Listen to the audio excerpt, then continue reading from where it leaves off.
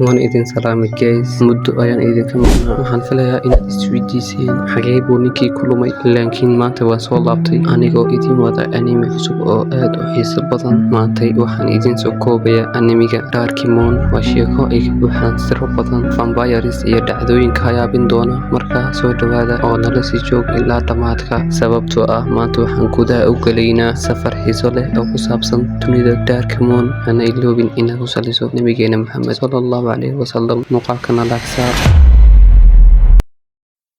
bilowga animiga waxaa naloo sheegayaa in vampiradu ay kasoo muuqdeen dunida. dadkuna waxay rumaysan yihiin in si qarsoodi ah ula nool yihiin aadanaha. markii la gaaro habeenkii ayay dadka u gaarsadaan qofka ay qaninaa. ugu dambeyn asaguna wuxuu isku bedelaa vampire. kadib muuqaalku wuxuu na geenayaa iskool la yidhaahdo Davis Academy. waxaana la barayaa gabadha ugu muhiimsan ee sheekadeena, waxaana la dhahaa Soha. waxay hadda usoo wareegtay iskoolkan. macallimada qaabilsan ayaa u sheegaysa in uu iskoolkan ka duwan yahay iskoolada kale oo habeenkii keliya la dhigto. mid kalena casharaanta bilowdaan 9 fiidnimo. waxayna kala ugu darasaa bilowga ugu adkaan doonaa, laakiinse waa la qabsan doontaa dhowaan. waxay sidoo kale u raacisaa maadaama tahay arday lasoo wareejiyey oo soo daahay, markaa qol cusub meel kama banaana. sidaas darteed waxaan ku siinaa dhismihii hore ee hoyga, halkaas adiga mooye cid kale ma degana. kadib waxay soo tiraahdaa waayahay. muuqaalku wuxuu u wareegayaa qolkeeda cusub. marka ay gasho gudaha waxay aragtaa qolka oo isku dhex yaacsan. waxay si murugo leh u tiraahdaa haddaba kan ayaa noqonaya qolkayga. isla markiiba saa'id ayay u farxasaa. waxayna tiraahdaa tani waa wixii aan rabay. waxaan jeclahay inaan keligii ahaado, ma doonayo qof aan isla degno. farxadeeda darteed xataa sariirtii ayay kor u qaadaysaa. isla xilligaas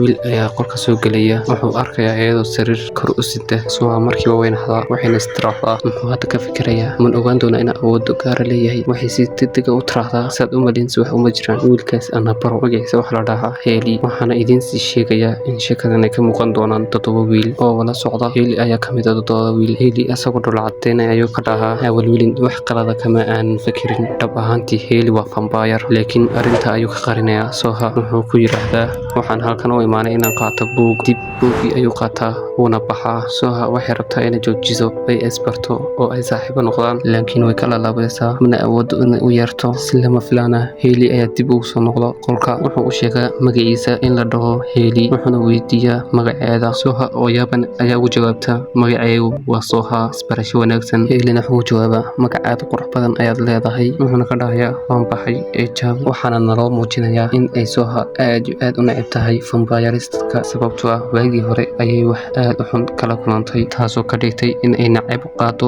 vampireska oo dhan. dhanka kale waxaan aragnaa Heli oo la jooga saaxiibadiis, waxaana la dhahaa Heli, Jino, Jan, Sian, Sinwon, Jinwon iyo Nova. waan ogahay inay magacaanta adag yihiin, laakiin waa la qabsan doontiin. 7 wiil waxay yihiin saaxiibo tan iyo yaraantoodii soo wada koray. Heli wuxuu u sheegayaa waxaa maanta timid arday cusub oo la yiraahdo Soha. gabadhaasi way ka duwan tahay dadka kale. saaxiibadiis ayaa ugu jawaaba miyaad waalatay, waa inaan dadka ka fogaanaa, waxaa laga yaabaa inay khatar gasho inaga darteen. laakiin Heli wuxuu adkaystaa maya, waad khaldan tihiin, runtii waa qof wanaagsan. markii aan la kulmay waxaan dareemay soo jiidasho aan la sharaxi karin. dhammaan way dhegaystaan, laakiin Solon uu ka shakisan yahay, wuxuuna si adag u yiraahdaa mar kale ayaan idiin digayaa, ka fogaada gabadhaas. muuqaalku wuxuu u wareegayaa maalintii xigtay. Soha markii u horreysay waxay timid fasalka, waxayna meel fog ka aragtay Heli iyadoo faraxsan ay u dhaqaaqda dhankiisa, balse inta ayna gaarin waxay maqashaa Solon oo u sheegaya asxaabtiis inay ka fogaadaan ardayda cusub. Soha markay maqasho arrinkaas aad ayay uga xumaataa, laakiin isla markaaba waxa u imaana Jan, Sian iyo Janno. waxay ku yiraahdaan ha ka welwelin waxa uu sheegayo Solon, anagu waan kula saaxiibi karnaa. isla markiiba waxay bilaabaan in si caadi ay ula sheekaystaan Soha ayagoo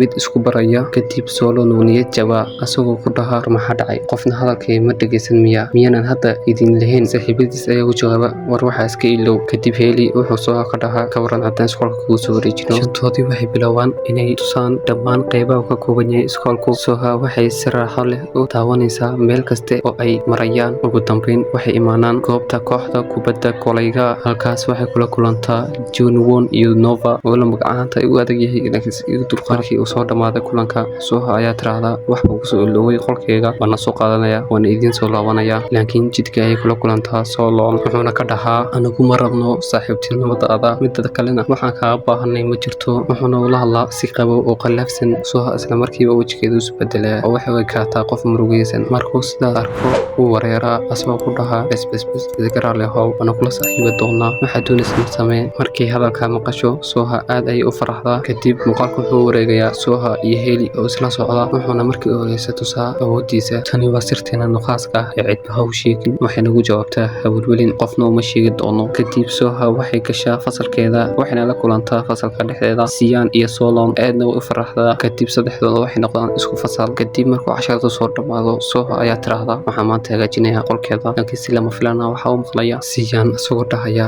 maxaa diiday inaan ku caawino kulligeen Solon arrintaa uu kasoo horjeesanaya laakiin markuu muuqaalku isbedelo waxaan aragnaa inay hagaajinayaan qolka si fiican si ay qolka hagaajinayaan saaxiibada waxay ogaadaan in Hailey uu u sheegay sirta waxay ku yiraahdeen Hailey maxaad sirtaada ku sheegtay Soha Hailey ayaa ugu jawaaba hawlwelina حتى qof caadi ma ahan halkan waxa ku ogaanaa Hailey inuu durba ogaaday Soha inay qof caadi ahayn kadib saaxiibadii kale ayaguna waxa u muujinayaan Soha sirtooda marka laga reebo Solon oo diidaya inuu sirtiisa u sheego Soha ama uu tuso kadibna waxay dhameeyaan hagaajinta qolka mid walbana uu baxa kadib waxaan ragnaa Soha oo dul cadeynsa oo joogta qolkeeda waxaan tiraahdaa finaali waxaan helay saaxiibo balse waxay ogeen ayaa ah in ay yihiin vampire muuqaalku mar kale wuxuu wareegayaa Solon isagoo Hailey la hadlaya maxaa u sameysay waa ogtayna vampire dhanka kale waxaan aragnaa Soha waxay ku jirtaa qolkeeda iyadoo weli ka fikiraysa awood Hailey saaxiibadood si u shaqeyso kadib wax si raacsiisa Keris waxaan dareemayaa inaan ugu dambeyn halkan nolol wanaagsan ku noolaan doono waxaa markaana loo sheegayaa in Keris uu yahay saaxiibka carruurnimada ee Soha